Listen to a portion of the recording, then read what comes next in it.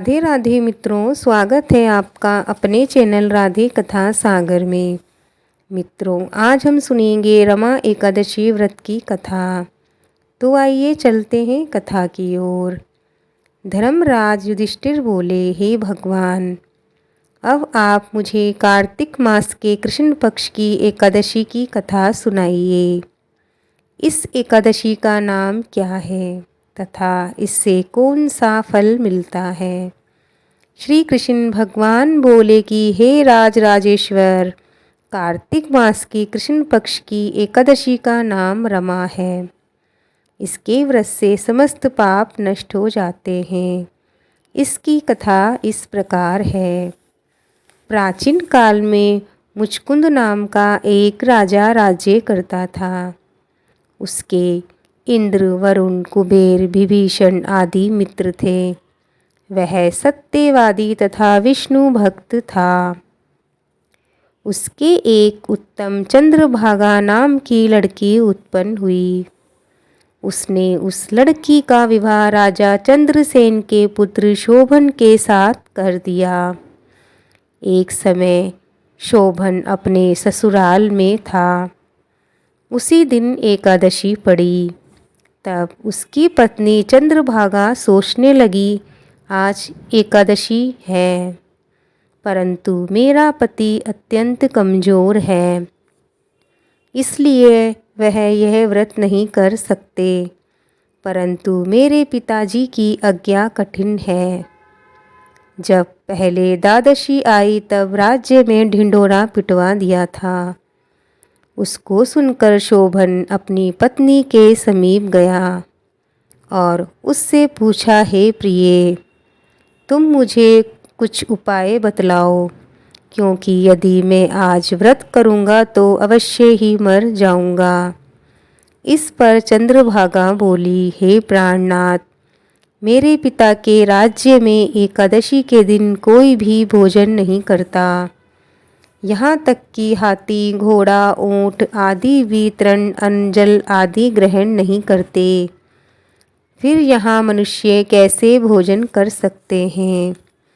यदि आप भोजन करना चाहते हो तो यहाँ से दूसरे स्थान को चले जाइए, क्योंकि यदि आप इसी स्थान पर रहोगे तो आपको व्रत अवश्य करना पड़ेगा।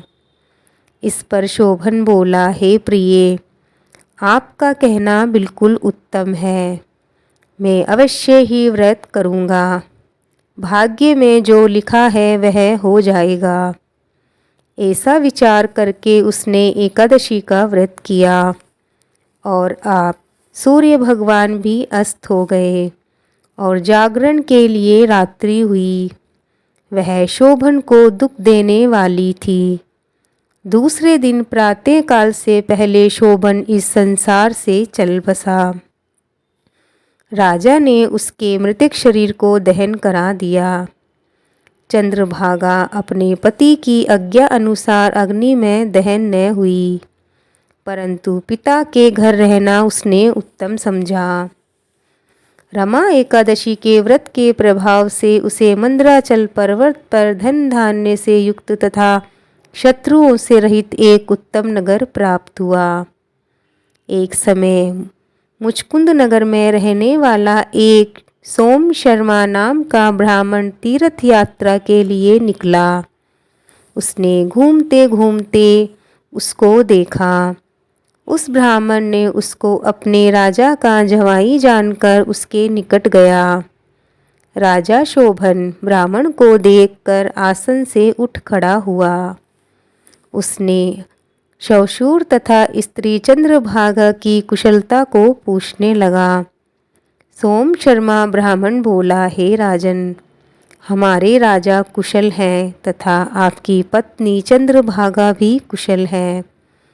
अब आप अपना वृतांत बतलाइए।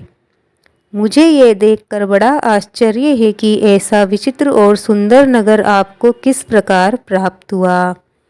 शोभन बोला, हे ब्राह्मण, यह सब कार्तिक मास की कृष्ण पक्ष की रमा एकादशी के व्रत के प्रभाव से हुआ है।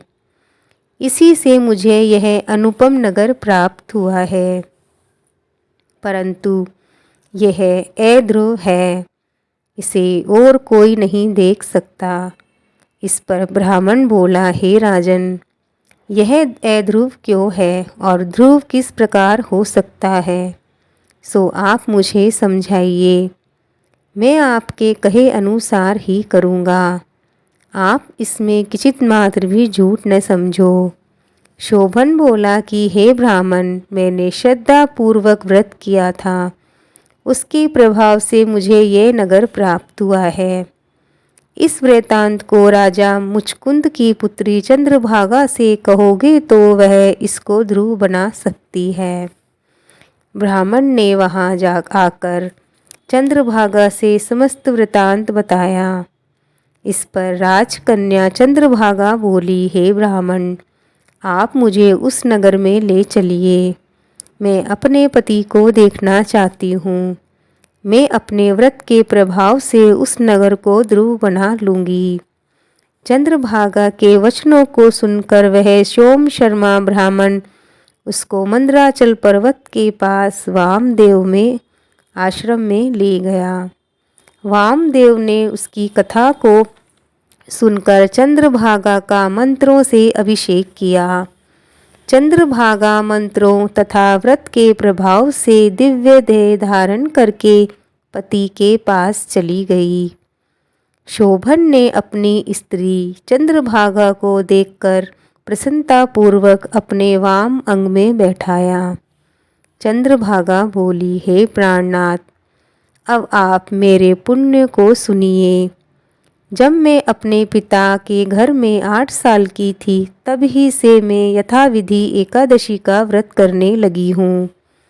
उन्हीं व्रतों के प्रभाव से आपका यह नगर ध्रुव हो जाएगा और समस्त कर्मों से युक्त होकर प्रलय के अंत तक रहेगा।